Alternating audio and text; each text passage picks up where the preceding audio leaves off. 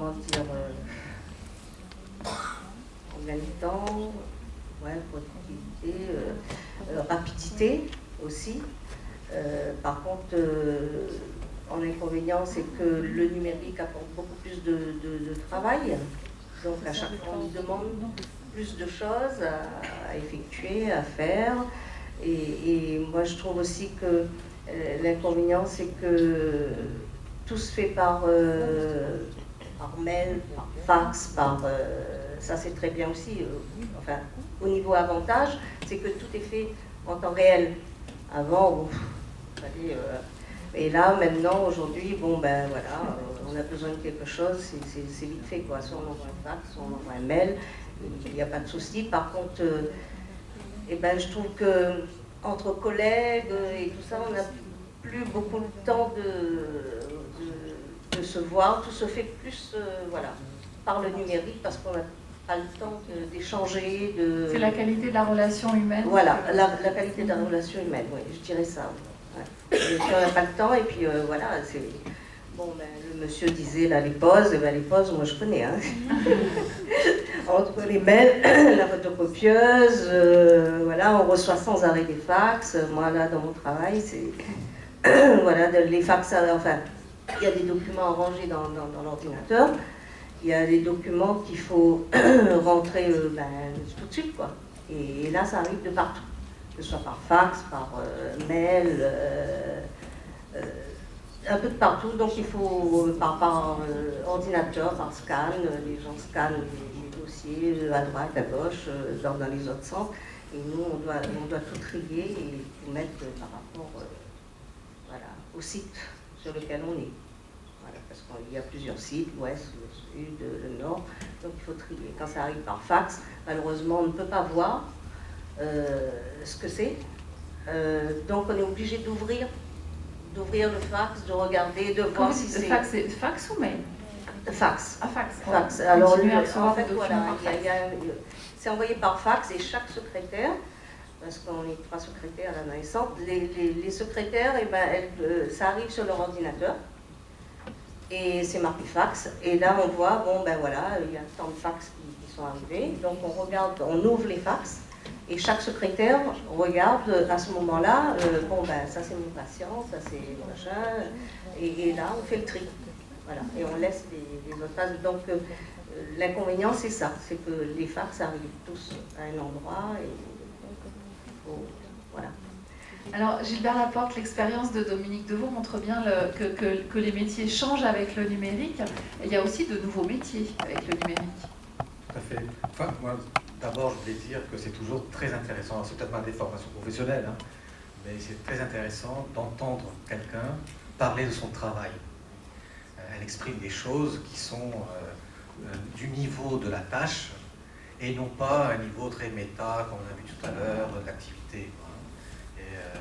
On comprend effectivement tout le chemin parcouru depuis la machine avec la bande jusqu'au...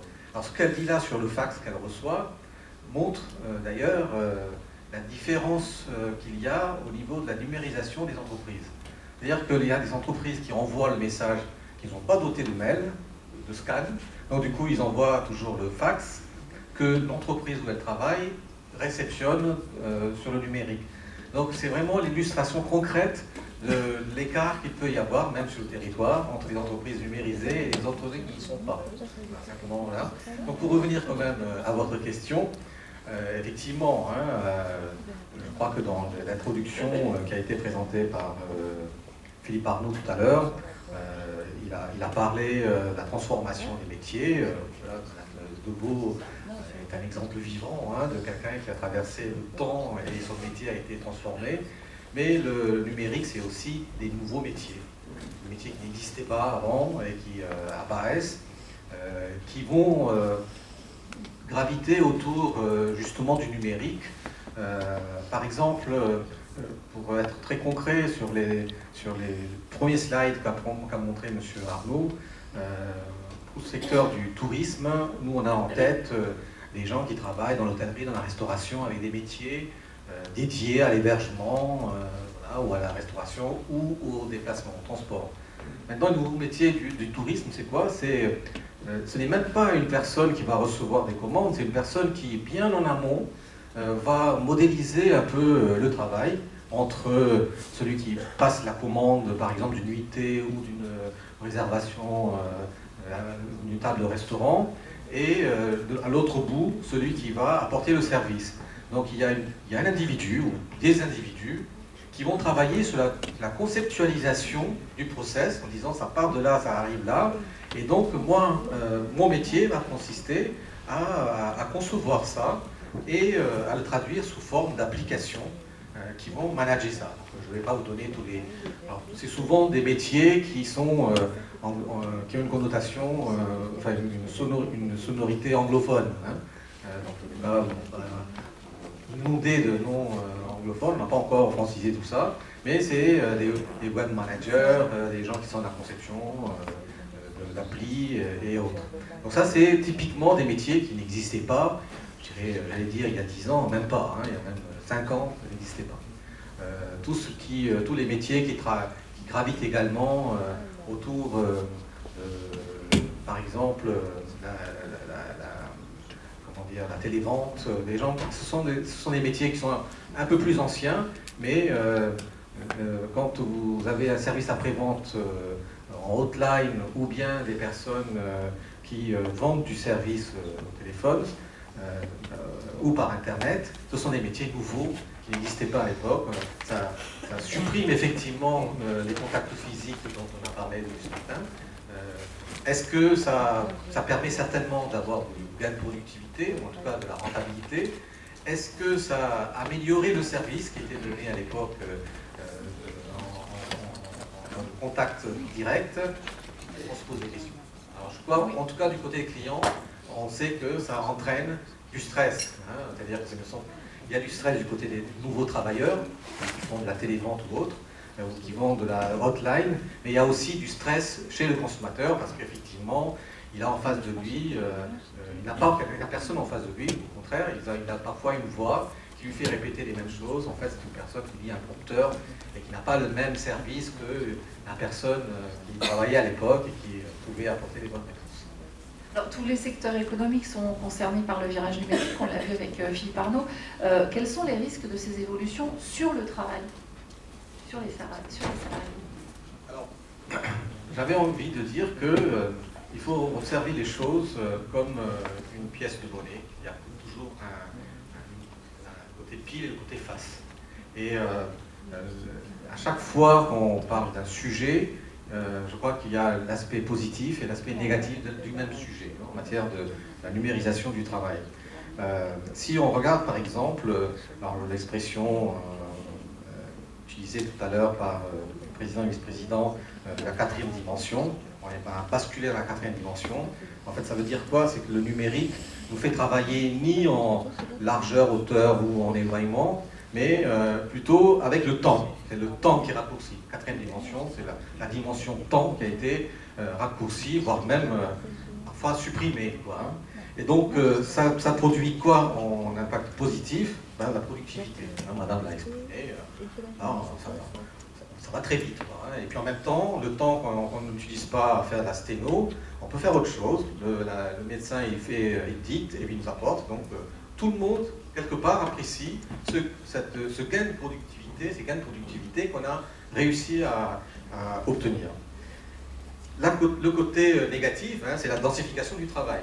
C'est-à-dire que ce n'est pas parce qu'on travaille plus rapidement qu'on va vous laisser prendre des pauses, on va vous rajouter de la tâche. C'est-à-dire que dans le même temps, dans certains métiers, on va faire 10 fois plus de tâches, 10 fois plus de rendement. Donc ça, c'est un peu le revers de la médaille. Et donc, je rejoins ce que disait M. Fribourg, il faut pouvoir à un moment donné trouver une autonomie pour soit alterner, hein, pas faire toujours la même chose, soit faire des interruptions. Donc quand on sera en capacité effectivement de prendre de la distance par rapport à cette course contre la productivité, alors peut-être on trouvera la qualité de vie au travail. Aujourd'hui, on n'est pas dans ce chemin-là. Hein. D'ailleurs, le droit à la déconnexion que vous avez évoqué, curieusement, vous voyez, ce n'est pas un droit à la connexion qu'on demande, c'est un droit à la déconnexion. Et moi, j'entends des chefs d'entreprise qui disent je suis étonné de voir que moi, dans mon lit le soir, j'envoie un mail à un collaborateur, 5 minutes après, j'ai la réponse. Je n'attendais pas ça de lui. Je n'attendais pas ça de lui. Je me suis dit, demain matin, il va le consulter, il va me répondre. Ben non, mon collaborateur est toujours devant son ordinateur, il m'a répondu tout de suite. Donc vous voyez qu'il y a parfois des positions un petit peu, j'allais dire, masochistes, quoi, hein, on cherche à courir encore derrière plus de productivité. Alors je vais peut-être faire un peu plus court. L'allègement de la charge de travail, hein, on l'a évoqué dans le discours introductif, ça allège la charge de travail, ça supprime les tâches sans valeur ajoutée, mais ça amène du coup effectivement de la porosité entre vie au travail et vie hors travail. Hein. Comme je peux continuer à travailler plus tard, donc ça a tendance que le temps est élastique, donc ça allège peut-être au lieu de terminer à 17h, ça donne de la charge de travail. Allez, à 17h moins 5, j'arrête, mais je remets mon ordinateur, je vais travailler chez moi. Donc ça a tendance à ce que ça nous allège comme charge de travail, ben là, on va le porter chez soi. Donc, ça entraîne la porosité vie au travail hors travail. La qualité du contenu du travail, ben, on n'a pas besoin de retaper le courrier qu'on a, donc là, il faut changer une phrase, bon, on va pouvoir mettre en mémoire et reprendre. Ben, ça amène une nouvelle forme de taylorisation. C'est-à-dire que le travail est découpé davantage, on spécialise les gens. Il y a des gens qui savent travailler sur l'ordinateur, mais ils travailleront que sur l'ordinateur. Et les gens qui sont plutôt dans la communication, mais vont plutôt travailler dans la communication. Donc on voit arriver une nouvelle forme de distinction liée à l'outil et non pas à la compétence des personnes. Parfois de dévalorisation également qui entraîne cela, hein, la taylorisation. On parle de la qualification des emplois dans le secteur numérique, dans le secteur du numérique, mais aussi dans tous les secteurs qui sont numérisés. Mais si on n'arrive pas à se qualifier, alors on est disqualifié. Il y a des métiers traditionnels dans lesquels, si les personnes ne savent pas intégrer l'usage de l'informatique, du jour au lendemain, ces personnes-là, qui avaient de très bons niveaux de qualification, vont être disqualifiées sur le marché du travail, parce qu'ils ne sont pas capables d'utiliser l'outil mis en place par l'entreprise. Et puis les nouvelles perspectives d'emploi dont on parle, ça entraîne quoi sur le marché de l'exclusion du marché du travail. Pour ceux qui ne savent pas se positionner dans ces nouvelles perspectives du travail, je parle notamment à la jeune génération, hein, même dans le secteur numérique, on pense qu'on va sortir avec un master en numérique et puis on va trouver plein de monde devant la porte de l'école pour vous accueillir. Le problème, c'est que quand on a fini son diplôme, ce qu'on a appris est déjà devenu obsolète parce qu'il y a de nouvelles applications qui sont sorties, etc. Donc ça demande une forme d'agilité sur le marché du travail, agilité, pas simplement capacité de se mouvoir. À l'époque, on demandait la mobilité aux jeunes, maintenant on leur demande de l'agilité, c'est-à-dire être toujours sur le front. Prendre l'avion en marche maintenant. Voilà. Vous dites disqualification des personnels pas capables de s'adapter.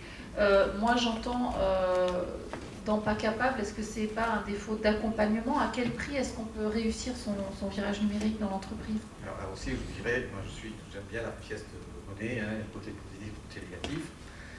Moi je dirais que l'accompagnement du changement est de la responsabilité de 3 acteurs. Le premier des acteurs, alors, je vais peut-être surprendre autour de moi, moi je ne pense pas à la personne victime de l'évolution. Je pense que l'image de l'homme qui passe de la pierre taillée à la pierre polie, si son copain ne voulait pas polir la pierre, ben, il est mort. Hein, parce que je crois qu'il y a une responsabilité personnelle à suivre l'évolution. Sinon on est dépassé. Sinon on reçoit un jour l'astéroïde qui vous fait disparaître. Donc je crois qu'il y a une nécessité pour chacun à suivre l'évolution.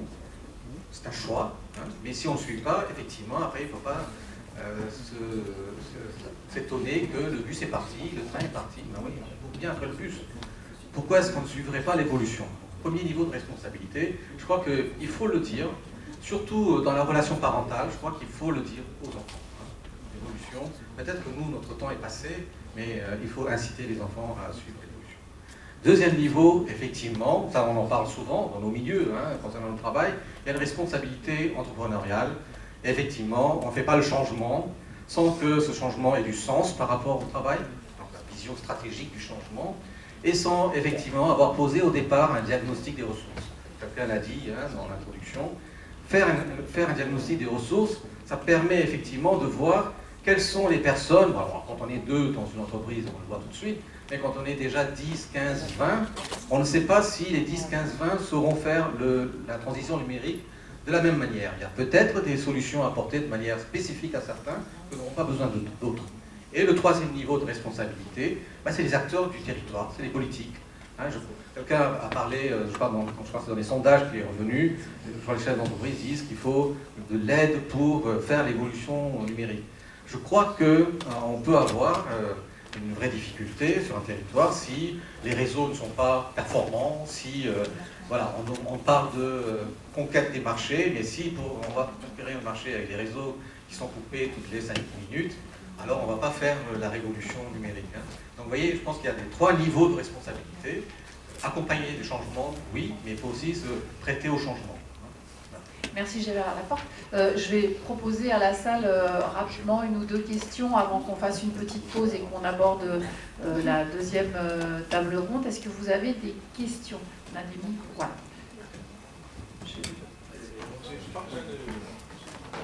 Je pense que c'est...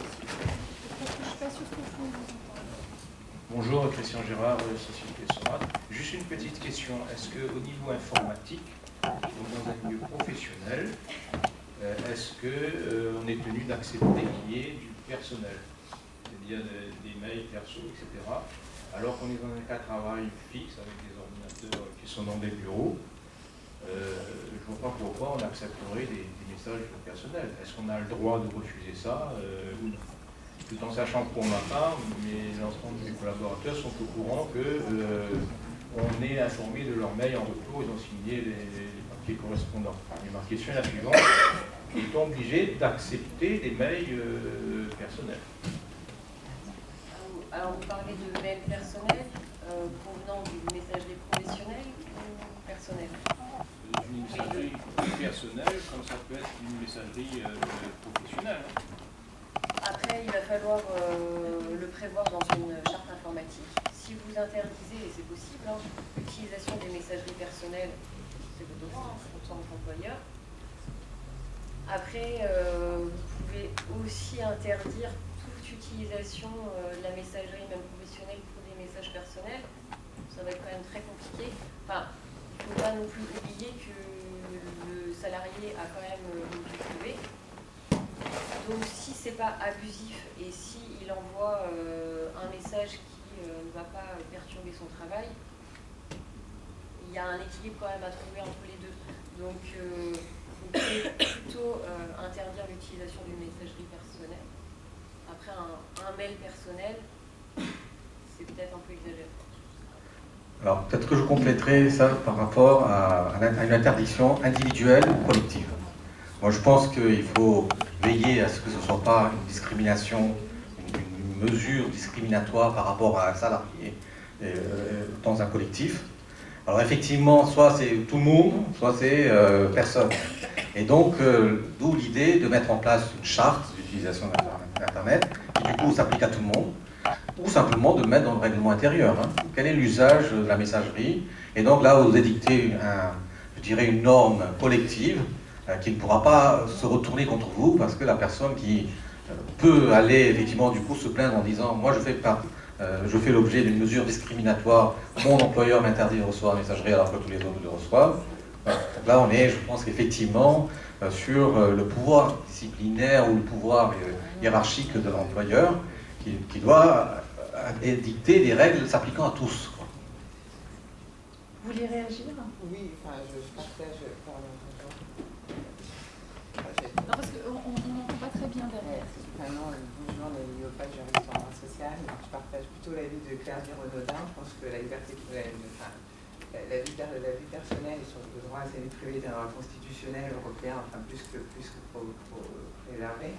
Donc, même un règlement intérieur qui dirait dans l'utilisation, on peut avoir des recommandations, des chartes pour dire qu'on est là pour travailler plus qu'autre chose, mais je pense qu'il n'y aura jamais une norme ou enfin une base légale en droit pour pouvoir sanctionner un salarié pour envoyer un message personnel de son outil professionnel.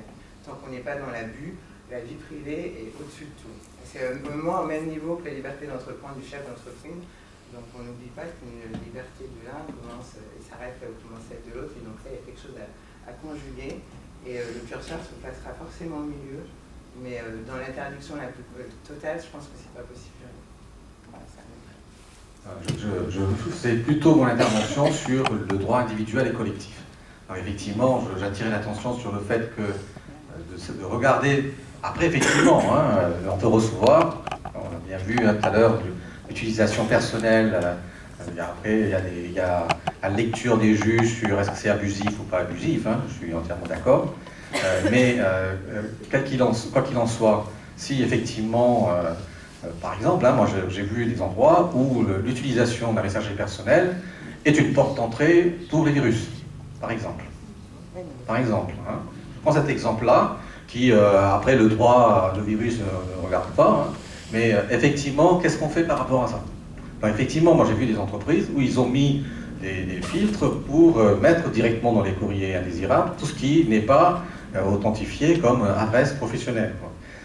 Voilà, donc oui, à un moment donné, ça c'est par rapport à ça, quand on édicte un droit dans l'entreprise, enfin, ou une obligation de l'entreprise, veiller à ce qu'il n'y ait pas un caractère discriminatoire et que ça a une portée collective. Une autre intervention? Oui.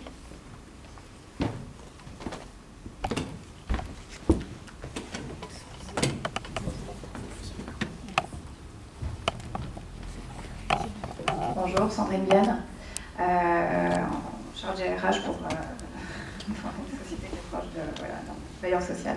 Votre discussion m'interpellait, je suis en train de me demander, avec ces innovations, je me disais, mais finalement, quelles sont les sources qui font, par quelles sources je vais traiter les informations au quotidien. Et je réfléchissais, j'en ai au moins minimum 7. Je disais, quand on rentre en contact avec moi, j'ai mon téléphone, d'abord perso, qui a un répondeur. Mon téléphone perso, enfin fixe, j'allais dire au travail, mon téléphone fixe à la maison, avec répondeur. Le GSM perso, GSM pro, donc ça fait déjà 4 sources, qu'il faut interroger tous les jours. Et au cas où j'aurais oublié un message, de toute façon il vibre, il m'envoie un bip, et comme on n'arrête pas les technologies, le message va même sur mon mail, donc au cas où je n'aurais pas eu l'info. Donc ça fait déjà 4 sources par téléphone, 3 sources au minimum par mail, entre le mail perso, le mail pro avec l'adresse nominative, le mail pro avec l'adresse du service, sans compter Facebook, Viadeo, LinkedIn, plus les réseaux sociaux. Donc c'est top. C'est top, et en même temps ça fait peut-être beaucoup. Et je me demande si à un moment les chartes et tout ça ne devraient pas aussi prendre en mesure toutes ces sources d'infos. Et je suis peut-être pas très ancienne, mais je me souviens du sketch avec Muriel Robin qui avait un peu de mal à trouver son message pour sa boîte vocale. Et je me demande si aujourd'hui il n'y a pas nécessité aussi de la retirer, cette boîte vocale, pour filtrer toutes ces sources d'infos. Bon, voilà, ce n'est pas une question fixe, mais ça pose aussi l'interrogation de par où vient l'info et quelle est la capacité aussi à traiter toutes ces sources d'infos en même temps.